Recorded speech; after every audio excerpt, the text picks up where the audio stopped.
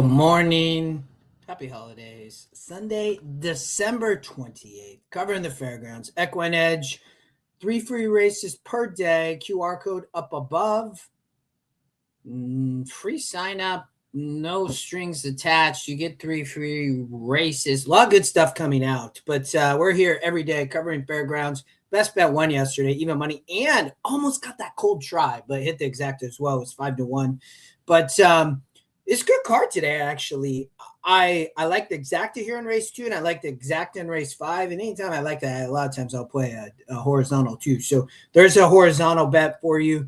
I think this race is between the 1 and the 3. I like the exacta there. I'm not sure the odds we get. I mean, maybe we get 5-6-1. That's going to be amazing. The one horse can wire the field. And, we'll talk about final half, probably majority, but Angelic Knight is a major player if the one falters for some reason. But the one horse is going to take him a long, long way. The 3 horse, I think, is the major contender off the pace. But the one, could be a single. And you look at final half and, racing a 50 last out, this is 2 points easier. But here's the key. That was in the 9 post for Sam David. Pedroza rides back, has, I think he's sitting at 18 wins. Jose and Paco up top at 19. Jose riding out west here at Santa Anita. So he's not at Fairgrounds today. He's riding out at Santa Anita for opening day. But one at Fairgrounds on the lead. Tossed the turf efforts. He 3-year-old Gelding does not want the turf, and he can wire the field. Didn't get the lead last out. And we talk about in the 9 post for E-User, you'll see my analysis down here. They only win at 3% from the 9 post out. So toss that effort, gets inside. Pedroza going to be dangerous up front. Angelic Knight's the one who's probably running on. I think more so than the 2. I think the 2 and the 4 are the try. I think there's a 1 and 3 on top, the only 2 that can win the race. But final half could wire the field at a nice price, and like the exacta and try in that race as well. Won't talk too much here. Spread a little bit, and then some pretty heavy coverage in the starter optional claim here. I thought this was a pretty tough race, but we'll jump to race 5, which would be where my other best bet. I am completely against Unleash the Power. And we'll watch the race, Sam. I'm only on the 5 and 8, and I love the 5 and 8 exacta.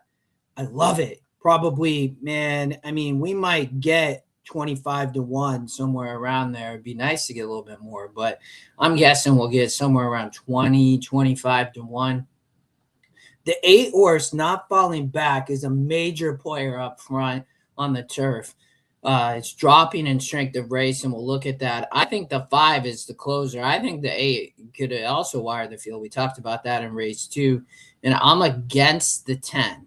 It's 5 and 8 for me that win this race. Not Falling Back would be my top pick. You can see that's a 12-point drop in SOR for Mr. Block and J-Love. J-Love jumps aboard. Hasn't been aboard, but you can see Block uses him. Your E-User, you'll see my analysis down here. But they win at 30% off 27 mounts. But here's the key. Strength of race is our class metric, essentially, and it can be used across tracks. So you see that. I mean, in Kentucky, he was facing really tough allowance company in the 60s after that 32 and 50 win. Won those off 15 and 5 lengths. So, Block got aggressive, placed him in tough allowance company, was in too tough. Actually ran a good race here on the lead versus 60, and that's what I love. And that was at 8.5. Now you get J-Love aboard, and that was a 64 from the tempos and couldn't get the lead.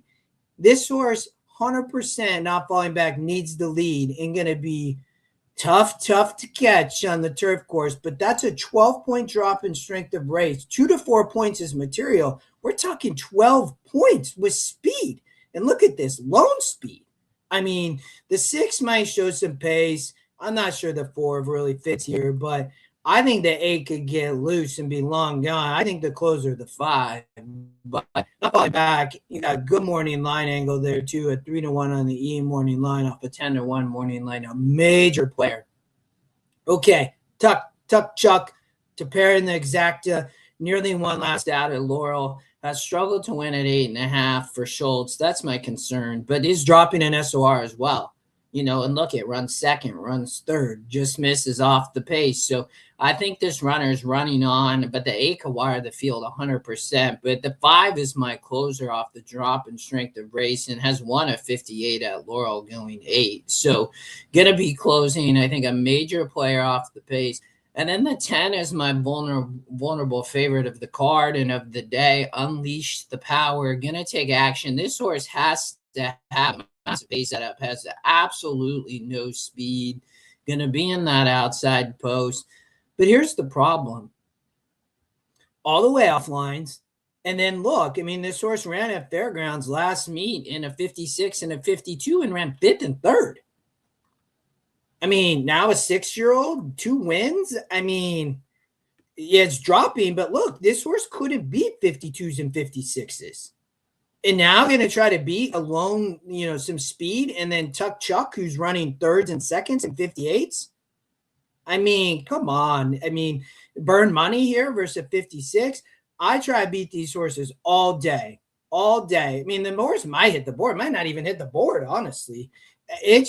I can't, I like looking back at past meet form, and this horse couldn't do it then, and I don't see it now. When you have a horse like the 5 dropping in the second pick, and then you got the 8 who's got speed. So it's all 5 and 8 for me. That's the pick 4. It's just $30 if you wanted to add a race 4. I mean, but I think it's a good ticket. It could pay well. I think in race 2, I like the Exacta, and I mentioned the Try. If you want to watch the video, if you're just trying to say, I like that Exacta here, the 5 and 8 as well in race 5. Maybe we can get 20, 25 to 1. All right, we're gonna talk one more race 7. And then I'm gonna let y'all go and go watch my Hawks hopefully beat Carolina. So this is a great allowance race today. You don't see the 10 horse in the picks, but it is the top 1%. And the 10 is my top pick, would be my single on the pick 6 or the pick 5. Pisciotta or Pashota, Miss Cherie DeVoe, Brian Hernandez having a great early start to the meet. He has 4 wins, and 3 of those are on the turf. I will tell you, for e-user, you can see my analysis down here. But 3 of his 4 wins are on the turf.